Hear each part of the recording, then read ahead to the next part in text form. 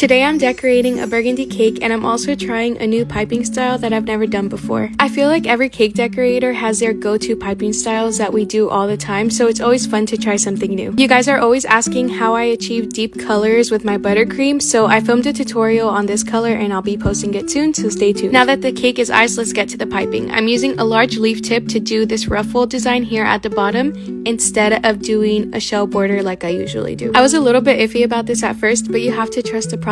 It's gonna come together in the end. For the top, I'm using a 4B tip to do a classic shell border, and then I'm using a number 18 tip to do another shell border right next to that one. For all of the smaller piping on this cake, I am using Ziploc bags instead of piping bags, and a lot of you have asked why the heck I do that. The answer is because I want to. When I first started decorating cakes, I would use Ziploc bags a lot to practice decorating because I didn't have piping bags. And at this point, I've just gotten used to the convenience of it, and it's also pretty cost effective. However, I would definitely not recommend doing this. If you have the choice between a Ziploc bag or a piping bag, please choose a piping bag. At this point, I feel like I'm in a toxic relationship with Ziploc bags. I just can't seem to let go of them. They're harder to work with because they're so fragile and prone to exploding and ruining your whole cake. But since I've been using them for so long, I'm just so used to it at this point, and I know how to work around it. And I've learned to maneuver in a way that will not cause the bag to explode. You see what I mean? It sounds like a toxic relationship. Anyway, now I'm finalizing the side piping with some shells here at the meeting point. And this was very new to me, but for the bottom row, I'm piping the shells